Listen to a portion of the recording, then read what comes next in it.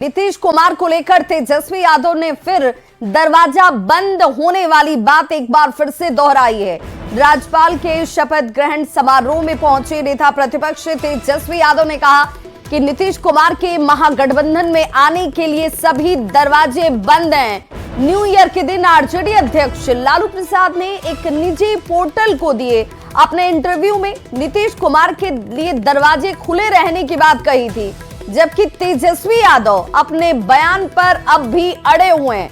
अब इस पर सियासत अपार दिख रही है। आप पत्रकार लोग आप पूछते रहते तो क्या बोलेंगे? आप लोग को ठंडाने के लिए बोले। चलिए बंद कर रहे हैं और आपने दरवाजा बंद कर रखा है ना। तो आज ये पहली बार नहीं है जब तेजस्वी यादव ने नीतीश कुमार के लिए दरवाजे बंद रखने वाली बात कही थी। 30 दिसंबर को भी सीतामढ़ी में तेजस्वी यादव ने सीएम नीतीश कुमार के लिए दरवाजा बंद रखने की बात कही जरूर थी। तो आरजेडी के तरफ से था कि नीतीश जी के पास दरवाजा खुला है, आ सकते। ऑफिशियल बयान का है, नहीं विधायक ने बोले उससे क्या? He is not authorised. He is not authorised. कौन क्या अपनी व्यक्तिगत राय दे सकता है, लेकिन ऑफिशियल बयान इस चीज को लेकर के पार्टी ने या तो राष्ट्र अध्यक्ष जी को अतिरिक्त किया है या तो मेरे को अतिरिक्त किया है।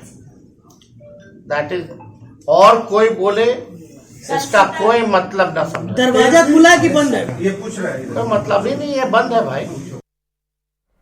तो सुना आपने, तेजस्वी यादव खुद ही ये बात कह रहे हैं कि पार्टी में या तो राष्ट्रीय अध्यक्ष कुछ कह सकते हैं या फिर खुद तेजस्वी यादव का बयान ही पार्टी की लाइन होगी, यानी कि अधिकृत ऑफिशियल बयान उसी को माना जाएगा। ऐसे में जब लालू प्रसाद ये कह रहे हैं कि नीतीश कुमार के लिए आरजेडी के दरवाजे खुले हुए हैं, तो फिर तेजस्वी यादव अब अपना बचाव ये कहकर कर रहे हैं कि लालू प्रसाद ने मीडिया के लोगों को सवाल पूछने के बाद ठंडाने के लिए नीतीश के लिए दरवाजा खुले रहने की बात कही थी। जाहिर है कि तेजस्वी ये दोनों बातें कहीं ना कहीं पार्टी और सियासत में गतिरोध को अब पैदा कर रही है। तो ऐसे में देखिए, बड़ी खबर इस वक्त जेडीयू खेमे से बयान के तौर पर सामने आती हुई, जिसमें मंत्री महेश्वर हजारी ने एक बड़ा बयान दे दिया है। नीतीश को लालू के ऑफर पर यह बयान दिया गया है महेश्वर हजारी की तरफ से, जिसमें राजनीति में ना तो कोई अस्थाई दोस्त और ना ही कोई अस्थाई दुश्मन, एनडीए पूरी तरह से एकजुट है, महेश्वर हजारी ये कह रहे हैं। लेकिन उन्होंने इस बात को नकारा नहीं, इससे गलत नहीं कहा। उन्होंने कहा कि राजनीति है भाई, और राजनीति में ना तो कोई अस्थाई दोस्त है और ना ही कोई अस्थाई दुश्मन। कोई दो दुश्मन नहीं होता है, तो बोलने के लिए मान लीजिए कि, लेकिन हम मेरे समझ से एनडीए एकदम इंटैक्ट है, कहीं कोई कठिनाई नहीं है। आपको लगता है कि अस्थाई दुश्मन कोई नहीं आने वाले में फिर दोस्त बन सकते हैं? स्वाभाविक बात है, अस्थाई दो दुश्मन कोई नहीं होता राजनीति में तो अस्थाई दोस्त। तो नीतीश कुमार को लालू प्रसाद के ऑफर पर अब सियासत का रंग चढ़ने लगा है। विधानसभा में कांग्रेस विधायक दल के नेता है शकील अहमद खान, उन्होंने कहा कि अगर नीतीश कुमार गोडसेवादी को छोड़कर गांधीवादी विचारधारा में आते हैं तो उनका स्वागत है। गोडसेवादियों से अलग हो जाए तो सब साथ हैं। उम्मीद है नीतीश कुमार को। मैंने आपको क्या कहा, गांधीवादी जितने लोग भी हैं, और नीतीश जी तो गांधी जी के 7 उपदेश तो अपने टेबल पे रखते हैं, तो गोडसेवादियों से अलग हो जाएंगे सब साथ। आप लोग एक्सेप्ट करेंगे उनको? इतना बड़ा लाइन बोल दिया, गांधीवादी विचारधारा में विश्वास करने वाले लोग गोडसे की विचारधारा से अलग हो जाएंगे सब साथ। तो आरजेडी अध्यक्ष लालू प्रसाद के एक निजी पोर्टल को दिए बयान के बाद इस पर सियासत तेज है। अब इस पर प्रतिक्रियाओं का दौर भी शुरू हो चुका है। राज्यपाल के शपथ ग्रहण समारोह में पहुंचे मुख्यमंत्री नीतीश कुमार से जब लालू प्रसाद के ऑफर वाले सवाल को पूछा गया, तो सीएम नीतीश कुमार ने कहा कि क्या बोल रहे हैं लालू यादव, ये सब छोड़िए। माफ कर देंगे, आप क्या बोल रहे हैं? हम आ जाएंगे,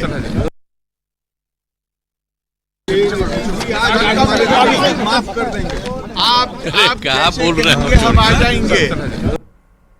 तो इधर केंद्रीय मंत्री और जेडीयू नेता ललन सिंह ने भी नीतीश को लालू के ऑफर पर प्रतिक्रिया दी। ललन सिंह ने कहा कि वो क्या बोलते हैं और क्या नहीं कुछ पता नहीं है, लालू प्रसाद की बातों का कोई मतलब नहीं है।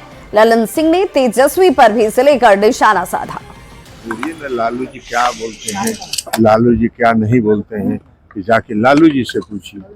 हम लोग एनडीए में हैं और तेजस्वी यादव कह रहे नई साल में नई सरकार बनाएंगे। छोड़िए ना भाई, किसकी क्या बात, कौन क्या बोलता है उस पर प्रतिक्रिया हम देते रहे। बोलने के लिए आजादी है, फ्रीडम है, तो आजादी है, फ्रीडम है, तो कुछ बोलते रहेंगे। तो देखिए 2025 बिहार विधानसभा चुनाव और इस चुनाव से पहले नीतीश कुमार को लालू प्रसाद के ऑफर पर बिहार की सियासत गर्म हो चुकी है। डिप्टी सीएम सम्राट चौधरी ने भी इसे लेकर बयान दिया। उन्होंने कहा लालू प्रसाद और आरजेडी पर पलटवार करते हुए कहा कि नीतीश कुमार लालू प्रसाद की नस नस को जानते हैं। आरजेडी डरी हुई पार्टी है और लालू प्रसाद भी डरे हुए हैं। लालू यादव को नस नस नीतीश जी जानते हैं। लालू जी के एक एक कैरेक्टर को नीतीश जी जानते हैं, कैसे वो बिहार को लूटे हैं। अरे डरी हुई पार्टी का क्या है, डरे हुए लोग हैं। लालू जी डर चुके हैं कि एनडीए के लोग बुरी तरह लोकसभा में हराए और आगे भी हराएंगे। तो वहीं तेजस्वी के इस बयान पर बीजेपी नेताओं ने निशाना साधा। बीजेपी नेताओं ने कहा कि तेजस्वी यादव मुंगेरी लाल के हसीन सपने देखने का काम कर रहे हैं। तेजस्वी जी अब मुंगेरी लाल के सपने देख रहे हैं। कहीं से न कोई उनको लगता है कि ऑफर देने से कुछ होने वाला है, तो कुछ होने वाला जाने वाला नहीं है। और 2025 में तेजस्वी जी की विदाई है। वैसे भी लालू जी के बात पर लोग ध्यान नहीं देते हैं। नए साल में 25 में फिर से नीतीश और 225। लालू यादव का इस तरीके से बुलावा है, लगता है नीतीश कुमार साथ जाएंगे। कहीं से कुछ नहीं होने वाला। तो लालू प्रसाद और तेजस्वी के बयान पर मंत्री श्रवण कुमार ने भी सधी हुई प्रतिक्रिया दी। श्रवण कुमार ने क्या कुछ कहा है, जरा वो भी सुनिए। ने ऑफर ऐसे माहौल में दिया है जब इसी साल के अंत में चुनाव है। तेजस्वी पहले कह चुके हैं कि थक चुके हैं सीएम, और लालू जी कह रहे हैं कि आएंगे तो स्वागत। दोनों बात का जवाब उनसे ही पूछे तो ज्यादा अच्छा है। अच्छा जवाब वही दे सकते हैं। लालू जी और उनके पुत्र जो हैं वही जवाब दे सकते हैं। हम लोग इधर उधर की बात नहीं करते हैं, उनसे ही जवाब लेने में ज्यादा अच्छा होगा। तो 5 जनवरी को मुजफ्फरपुर में सीएम नीतीश कुमार की प्रगति यात्रा होगी और इसके पहले जिले के इकलौते जेडीयू के विधायक अशोक चौधरी ने एक बड़ा बयान दिया है। सकरा से जेडीयू के विधायक ने कहा कि नीतीश कुमार देश के दूसरे जननायक हैं। उन्होंने बिहार के विकास के लिए जो काम किया है वो किसी ने नहीं किया। उन्होंने पूरे बिहार की तस्वीर ही बदल दी। अशोक चौधरी ने कहा कि आज नीतीश कुमार नहीं होते तो बिहार 2005 से पहले का बिहार होता।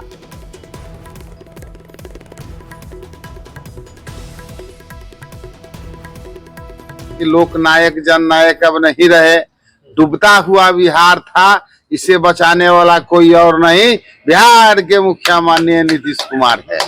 दूसरे जननायक है, समझिए कि दूसरे जननायक हैं। नीतीश कुमार अगर नहीं होता तो जिस तरह से आज बिहार के लोगों को सुख शांति और चैन के जीवन जी रहे हैं, ये 5 से पहले का बिहार देखिए, आज बिहार देखिए, दोनों में कितना अंतर है से आप लोग भली भांति जानते हैं। बिहार को नए राज्यपाल अब मिल चुके हैं। जी आरिफ मोहम्मद खान ने बिहार के 42वें राज्यपाल के तौर पर शपथ ग्रहण कर लिया। राजभवन में अब से थोड़ी ही देर पहले शपथ ग्रहण समारोह संपन्न हुआ है। पटना हाईकोर्ट के चीफ जस्टिस विनोद चंद्रन ने उन्हें शपथ दिलाई। इस मौके पर सीएम नीतीश कुमार, दोनों ही डिप्टी सीएम और नेता प्रतिपक्ष तेजस्वी यादव सहित कई मंत्री यहां मौजूद रहे। शपथ ग्रहण के बाद राज्यपाल आरिफ मोहम्मद खान ने कहा कि बिहार का एक शानदार और गौरवशाली इतिहास रहा है। बिहार के लोगों में जबरदस्त क्षमता है, वे पूरे देश की व्यवस्था को इस वक्त चला रहे हैं। मैं यहाँ एक सेवक के तौर पर आया हूं। बहुत ही शानदार गौरवशाली इतिहास है और बिहार के अंदर जबरदस्त क्षमता है। बिहार के लोगों में, बिहार के लोगों को गौर करिए तो पूरे देश की व्यवस्था चला रहे हैं, तो ये जबरदस्त क्षमता है। और बिहार यहाँ के लोगों में ये क्षमता है कि बहुत आगे जाएगा बिहार। जो देश आगे जाएगा, बिहार भी आगे जाएगा। सत्ता पक्ष और विपक्ष के नेताओं ने राज्यपाल को इसे लेकर शुभकामनाएं दी हैं। क्या कुछ कहा है, सुनिए। सबसे पहले तो पूरे बिहार की तरफ से महामहिम को बहुत बहुत बधाई, अभिनंदन। समारोह जो है पूरा हुआ है और हमारी पूरी शुभकामनाएं हैं गवर्नर साहब को और पूरी उम्मीद है कि संविधान की पूरी तरीके से वो रक्षा करने का काम करेंगे और सब लोगों को साथ लेकर के चलें। आरा से बड़ी खबर, जहां अंचल अमीन की संदिग्ध स्थिति में मौत हुई है। पंखे से लटका हुआ अमीन का शव बरामद किया गया। जुलाई में ही अमीन बनी थी नेहा कुमारी। महाराजा हाथा गली की यह घटना बताई जा रही है। धनबाद की रहने वाली नेहा कुमारी हत्या या खुदकुशी, ये अभी तक स्पष्ट नहीं हो पाया। पुलिस अपनी तरफ से तहकीकात में जरूर जुट गई है। तो महाराजा हाथा गली की यह घटना, इस घटना के बाद लोगों के बीच दहशत जरूर। धनबाद की रहने वाली नेहा कुमारी, हालांकि यह हत्या है या आत्महत्या है, इस एंगल से अब पुलिस जो है अपनी जांच में जुट गई है। अंचल अमीन के तौर पर अपनी सेवा दे रही थी, लेकिन पंखे से लटका हुआ अमीन का शव आज बरामद किया गया। बिहार में आपराधिक मामलों की जांच में तेजी लाने के लिए पुलिस पदाधिकारियों को सख्त निर्देश दिए गए हैं। अब जांच अधिकारी को स्मार्टफोन और लैपटॉप रखना अनिवार्य कर दिया गया है। वो खुद इसकी खरीदारी भी करेंगे। पुलिस मुख्यालय ने सभी एसपी को पत्र लिखकर ऐसा करने के निर्देश दिए हैं। न्यूज़ 18 संवाददाता संजय कुमार की यह रिपोर्ट देखिए। बिहार सरकार के निर्देश के बाद पुलिस मुख्यालय ने एक अहम फैसला लिया है और बिहार के सभी केस के अनुसंधानकर्ताओं को लैपटॉप और स्मार्ट मोबाइल देने का निर्देश पुलिस मुख्यालय ने दिया है। और जो आदेश जारी किया गया है, इस आदेश की कॉपी न्यूज़ 18 के पास भी उपलब्ध है। देखिए, बिहार पुलिस मुख्यालय, अपराध अनुसंधान विभाग एवं कमजोर वर्ग, सभी वरीय पुलिस अधीक्षक और पुलिस अधीक्षक को यह लेटर भेजा गया है और इसमें कहा गया है कि 9 अधिनियमित 3 आपराधिक कानूनों की अनिवार्यता को लेकर बिहार पुलिस के सभी अनुसंधानकर्ताओं को लैपटॉप एवं स्मार्टफोन प्रतिपूर्ति के आधार पर उपलब्ध कराने के संदर्भ में।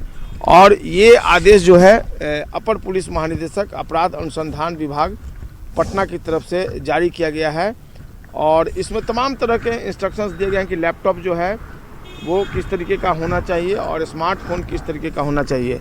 तो बिल्कुल ये आदेश बिहार पुलिस मुख्यालय ने दिया है और यह कहा है पुलिस मुख्यालय ने कि जो अनुसंधानकर्ता पुलिस पदाधिकारी होंगे वे खुद लैपटॉप और स्मार्टफोन खरीदेंगे और खरीदारी के बाद बिल जमा करने के बाद उन्हें लैपटॉप और स्मार्टफोन का पैसा दिया जाएगा। लैपटॉप की खरीद के लिए 60,000 रुपये जबकि स्मार्टफोन के लिए 20,000 रुपये तक की राशि का भुगतान किया जाएगा। गृह विभाग ने भी इसे लेकर अपनी मंजूरी दे दी है। जिलों के एसपी और एसपी को जो यह पत्र भेजा गया है उसमें यह कहा गया है कि पुलिस पदाधिकारी जांच के लिए ये लैपटॉप और स्मार्टफोन खरीदेंगे। किस तरह का लैपटॉप खरीदना होगा यह भी तय कर दिया गया है। लैपटॉप 7वीं पीढ़ी का और इंटेल कोर i5-7400 प्रोसेसर का कम से कम होना चाहिए। इसका रैम 4 GB और डिस्प्ले 4 इंच का होना चाहिए। वहीं स्मार्टफोन का रैम 8 GB और स्टोरेज 128 GB, डिस्प्ले 6.67 इंच, 2 कैमरे, 4000 mAh की बैटरी से कम नहीं होनी चाहिए। इसके लिए अधिकतम 20,000 रुपये की राशि तय की गई है। तो इसका एकमात्र मकसद ये है कि जो केस की जांच गति है वो जो है उसमें तेज़ी लाई जा सके और इसका अल्टीमेटली कहीं ना कहीं क्राइम कंट्रोल में फ़ायदा मिलेगा। तो एक महत्वपूर्ण फैसला बिहार सरकार का और पुलिस मुख्यालय का। देखना होगा अब अनुसंधानकर्ता जो है कितना जल्दी स्मार्टफोन लैपटॉप खरीदते हैं और फिर इसके बाद अपनी जांच को साइंटिफिक तरीके से गति देते हैं ताकि इसका अल्टीमेटली क्राइम कंट्रोल पर असर दिख सके। संजय कुमार, न्यूज़ 18 पटना। कटिहार में ट्रैफिक पुलिस से उलझना एक युवक को भारी पड़ गया। पुलिस ने उसे गिरफ्तार कर जेल भेज दिया है। गाड़ी चेकिंग के दौरान एक युवक ऑन ड्यूटी ट्रैफिक पुलिस से उलझता नजर आया। भीड़ की मदद से उस जवान से पैर पकड़वाकर माफी मंगवा ली गई। जब ये वीडियो वायरल हुआ तो पुलिस महकमा हरकत में आता है और आरोपी युवक को गिरफ्तार कर उसे जेल भेजा गया। प्रयास हमारा यही है कि हम जो भी कार्रवाई कर रहे हैं वो पब्लिक के बेहतरी के लिए ही कर रहे हैं। चाहे वो ट्रैफिक रूल्स को अनुपालन करवाना हो, चाहे वो आपराधिक तत्वों को रोक कर वाहन चेकिंग करना हो, तो हमारा उद्देश्य पब्लिक का सपोर्ट करना ही है। तो हमारा बस यही पब्लिक से एक रिक्वेस्ट है कि हमारे प्रयासों में हमको सपोर्ट करें। भोजपुर जिले के कोइलवर जाम की समस्या आम लोगों को हर रोज उठानी पड़ती है। भीषण जाम की वजह से छपरा और पटना आना जाना लोगों के लिए बेहद मुश्किल हो गया है। न्यूज़ 18 की टीम ने रात में जाम के कारणों की पड़ताल की कि आखिर हर रोज यहां जाम क्यों लगता है, आम लोगों को इससे परेशानी क्यों उठानी पड़ रही है। हमने अपनी पड़ताल में पाया कि कहीं पुलिसकर्मी की तैनाती ही नहीं थी। ट्रक ड्राइवर ने कहा कि 6 घंटे में 6 किलोमीटर की दूरी भी वो तय नहीं कर पाए। कई बार जाम में फंसे ट्रक ड्राइवर से लूटपाट की घटनाएं भी होती हैं। भोजपुर एवं आसपास के लोगों को जाम से फिलहाल निजात मिलती नहीं दिख रही है। देखिए, इस वक्त हम मौजूद हैं भोजपुर जिले के मनभावन होटल मोड़ के पास, जो कि एक सड़क छपरा को जाती है, वहीं दूसरी तरफ जो सड़क है वो बक्सर को जाती है, वहीं सीधे की तरफ जो सड़क है वो पटना से आती है। सबसे जाम की जो बड़ी वजह है वो बालू लदे ट्रकों के कारण गाड़ियों की जो लंबी कतार है वो देखने को मिल रही है। हालांकि जिला प्रशासन की तरफ से ये कहा गया है कि जो सड़क जाम है वो सड़क निर्माण के कारण जाम लगा हुआ है और आने वाले कुछ दिनों में इससे निजात लोगों को मिल जाएगी। लेकिन जो ट्रकें हैं, देखिए कई लेन में ट्रकें यहाँ खड़ी हैं। कुछ लोग देखिए इधर पटना की तरफ से आ रहे हैं। हम उनसे बातचीत करेंगे, जानने का प्रयास करेंगे कि आखिर ये जाम की वजह क्या है, आखिर क्या वजह है कि लोग जाम का लगातार सामना करना। कहाँ से आप लोग आ रहे हैं? पटना से आ रहे हैं। अच्छा, तो कितना देर लगा पटना से आने में? अभी तो हम लोग 2 बजे करीबन निकले थे पटना से। अच्छा, लमसम हम बेटा से आने में, जो कि 8 से 9 किलोमीटर की दूरी है, यहाँ पे अभी तक हम लोग को 4 से 5 घंटा लग गया आने में। 4-5 घंटा लग गया। अभी कोइलवर के आसपास में दिक्कत क्या है? जाम बालू के जाम बहुत ज्यादा लग रहा है बालू की वजह से जी। प्रशासन के लोग कहीं दिखाई नहीं दिए? नहीं, कहीं नहीं दिखाई दिए। कहीं नहीं। कितना देर से हो गया? अभी कितना टाइम हो रहा है? 7:30 बज रहा है। हाँ, लगभग 6.5 घंटा से। 6.5 घंटा से जाम में फंसे जी। 12 बजे जो है, मतलब कि उस पर कोइलवर पुल पर चढ़े। हाँ। और अब यहाँ भी नहीं पहुँचे। अभी तक यहाँ भी नहीं पहुँचे। खाना पीना तक का इतना दिक्कत है कि बोलने का दिक्कत है। चालक है, उनकी आप बीती आप खुद सुन रहे थे कि किस तरह से जो छिनतई करने वाले लोग हैं इनको निशाना बनाते हैं और हथियार के बल पर इनसे मोबाइल समेत पैसों को लूट करते हैं। वहीं जाम के कारण इन लोगों को खाना भी नसीब नहीं हो पा रहा है, जिसके कारण लोग काफी, देखिए ट्रकों की ये लंबी कतार बता रही है कि किस तरह भीषण जाम का सामना लोगों को करना पड़ रहा है और लोग काफ़ी परेशान हैं। आम से लेकर खास परेशान है। अब देखने वाली बात ये होगी कि आखिर इस भीषण जाम से लोगों को कब निजात मिल पाता है, ये तो आने वाला वक्त ही तय करेगा। चंदन कुमार, न्यूज़ 18 भोजपुर। तो भोजपुर जिले के कोइलवर से छपरा और पटना के लिए अलग अलग रास्ते हैं। बक्सर, रोहतास और कैमूर जिले के लोग भी इसी रास्ते से आवाजाही करते हैं। जब से बालू की ढुलाई शुरू हुई तब से यहां भीषण जाम लगना शुरू हो गया। डीएम और एसपी कई बार दावा कर चुके हैं कि समस्या का समाधान जल्द निकलेगा, लेकिन हो नहीं रहा और ये दावे सिर्फ दावे भर रह जा रहे हैं। प्रशासन जाम को लेकर गंभीर क्यों नहीं है, ये बड़ा सवाल। इस जाम को लेकर जवाबदेही किसकी होगी और कब ये तय होगा, ये भी सवालों में है। आचार्य किशोर कुणाल के निधन से महावीर मंदिर न्यास समिति के सचिव का पद अब खाली हो चुका है। मंदिर का संचालन सही तरीके से चलता रहे, इसे लेकर महावीर मंदिर न्यास समिति के सदस्यों की विशेष बैठक 6 जनवरी को होगी। सूत्रों के अनुसार इस बैठक के दौरान महावीर मंदिर न्यास समिति के नए सचिव को लेकर मंथन होगा और फिर निर्णय लेने के बाद नए सचिव के नाम की घोषणा की जाएगी। आचार्य किशोर कुणाल के आकस्मिक निधन के बाद जो है महावीर मंदिर न्यास समिति के सचिव का पद जो है वो खाली हो गया और अब जो जानकारी मिल रही है उसके मुताबिक 6 जनवरी को इस पद के लिए चुनाव होगा। यानी कि जो महावीर मंदिर न्यास समिति के सचिव पद खाली हुआ है किशोर कुणाल जी के निधन के बाद, उसके लिए चुनाव होगा और इस पद के लिए कह सकते हैं कि वैसे तो ये न्यास समिति ही तय करेगा कि अगला सचिव कौन होगा, लेकिन इसके लिए एक चुनाव होगा और मंदिर का संचालन सही तरीके से अनवरत चलता रहे, इसको लेकर के महावीर मंदिर न्यास समिति के सदस्यों की बैठक जो है वो 6 जनवरी को होगी।